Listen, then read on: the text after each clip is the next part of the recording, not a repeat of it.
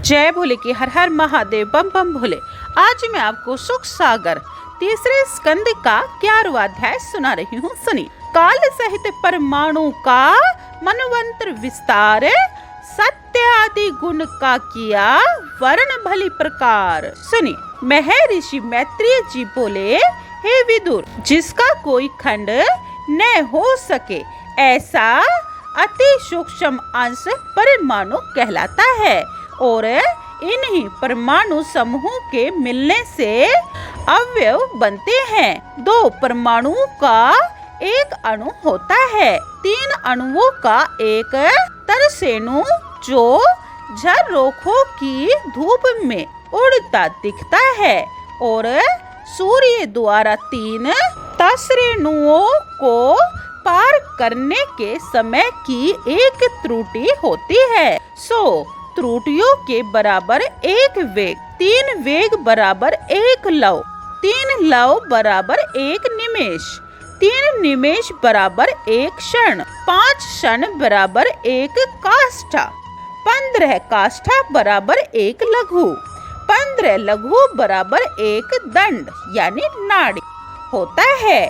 2 नाड़ियों का एक मुहूर्त तथा 6 अथवा 7 नाड़ियों का एक पहर माना जाता है।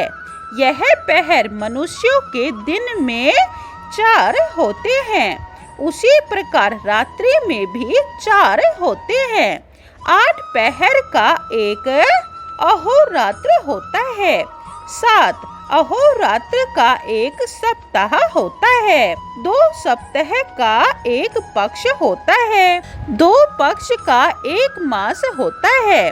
पहले अंधियारे पाख को कृष्ण पक्ष कहते हैं, इसमें अमावस्या आती है और दूसरे उजले पाख को शुक्ल पक्ष कहते हैं, जिसमें पूर्णिमा तिथि होती है।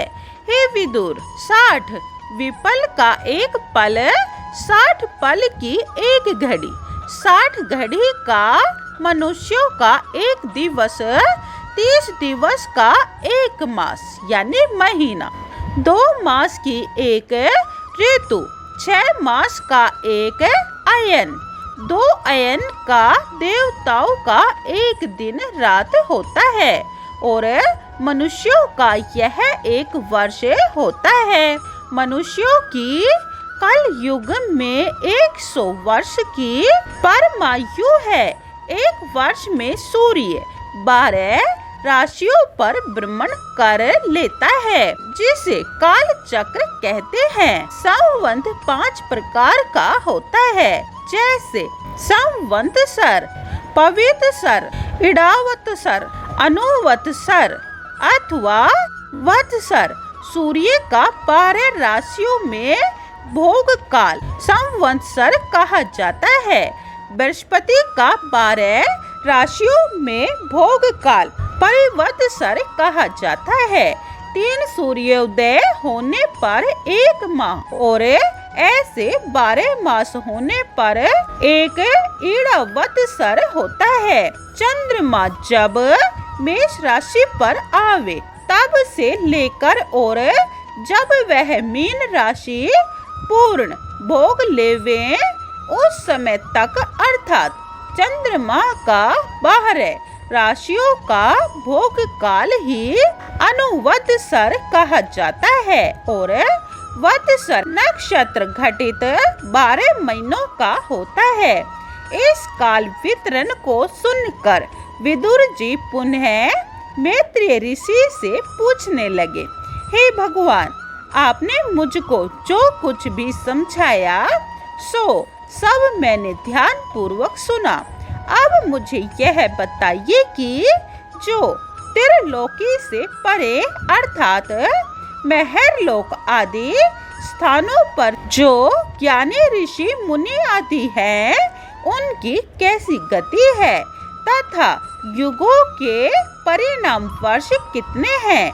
मैत्रेय जी कहने लगे, हे विदुर, सतयुग, त्रेता युग, द्वापर युग तथा कलयुग ये 4 युग हैं और इनका कर्म भी कर्मश इसी तरह से चतुर्युग का कुल परिणाम संध्या तथा संध्यांशों को मिलाकर देवों के 12,000 वर्ष पर्यंत कहा गया है।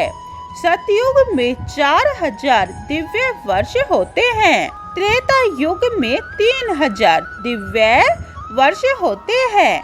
द्वापर युग में जो 1,000 दिव्य वर्ष होते हैं तथा कलयुग में 1,000 दिव्य वर्ष होते हैं। अब युग युग में जो पृथक पृथक संध्यांश होते हैं उनकी वर्ष संख्या भी उसी युग के हिसाब से उन युग वर्षों में युक्त उस एक युग के पूर्ण दिव्य वर्ष होंगे। उनका क्रम इस प्रकार है कि प्रत्येक युग का परिणाम जो देवताओं के हजारों वर्ष कहा गया है, तो उस 1,000 वर्षों के हिसाब से उस युग की संध्या भी उतने सैकड़ा वर्ष होगी और उनका संध्यांश भी उतने ही सैकड़ा वर्ष का होगा। जैसे सतयुग का परिणाम देवताओं के 4,000 वर्ष का है, तो सतयुग की संध्या 400 वर्ष की और फिर संध्यांश भी 400 वर्ष का हुआ तथा सब जोड़ने पर देव वर्ष 4,800 हुए। बस ये ही हिसाब कर्म सब युग में समझ लेना चाहिए। हे विदुर, जब युग का आरंभ होता है तब संध्या और युग का अंत होता है। तब संध्यास हुआ करता है और संध्या तथा संध्यास का मध्य समय विज्ञों द्वारा युग कहा जाता है। सतयुग में धर्म के 4 पाद यानी पांव बने रहते हैं तथा त्रेता में 3, द्वापर में 2 और कलयुग में तो धर्म का 1 पाद ही रह जाता है। इन तीनों लोकों से बाहर महर लोक से ब्रह्मा जी पर्यंत व्याप्त यहाँ की 1,000 चतुर्योगी यानी चौकड़ी का केवल 1 दिन कल्प होता है और इतनी ही बड़ी निशा यानी रात्रि होती है। जिस महारात्रि में प्रजापति ब्रह्मा जी निद्रा किया करते हैं और रात भर पूर्ण निद्रा करके ब्रह्मा जी पुनः वेशों की रचना करना आरंभ कर देते हैं। इस प्रकार ब्रह्मा जी के पूर्ण 1 दिन कल्प में 14 मनु होते हैं। प्रत्येक मनु का अपने स्वामित्व में भोग काल, प्रत्येक मनु काल में इंद्र, मनु, सप्तऋषि, देव, गंधर्व आदि भी उत्पन्न होकर स्वाधिकार के साथ साथ अपना कर्तव्य पूर्ण किया करते हैं। सभी देव, मनुष्य, पशु, पक्षी और पितृगण आदि अपने अपने कर्मानुसार मरते हैं और पुनः जन्म लेते रहते हैं तथा ब्रह्मा जी भी निरंतर इसी सृष्टि को नित्य किया करते हैं, क्योंकि उनका यही कर्म है।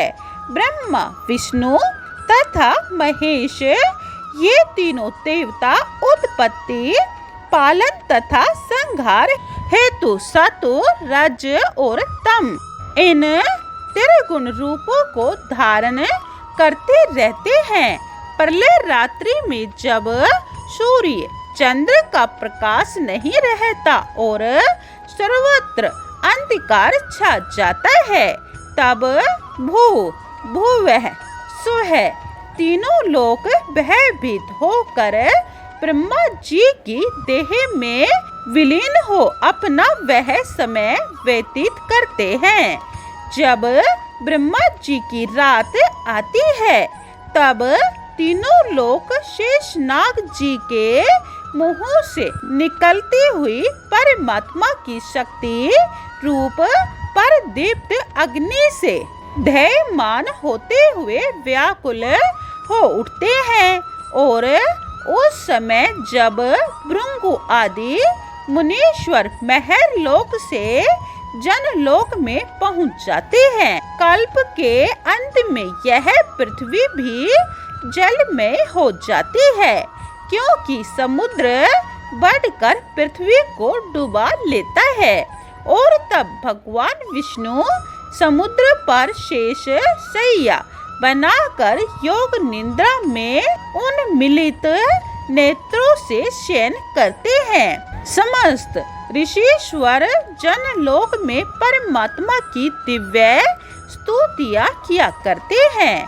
ब्रह्मा की आयु का आधा प्रथम कल्प का नाम ब्रह्मा कल्प तथा दूसरे का पद्म कल्प है। दूसरे प्रारब्ध के आरंभ में परमात्मा ने अपना वारह स्वरूप धारण किया था, अतः वारह कल्प कहते हैं। ब्रह्मांड कोश 50 करोड़ योजन विस्तार वाला है।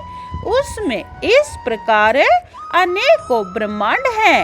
इन सब कारणों के कारण परमात्मा है और वे ही ब्राह्मण कहे जाते हैं। 11वां अध्याय समाप्तम। जय बोले की 12वां अध्याय यह आप दूसरी वीडियो में सुने। ओम नमो भगवते वासुदेवाय। जय बोले की हर हर महादेव बम बम भोले।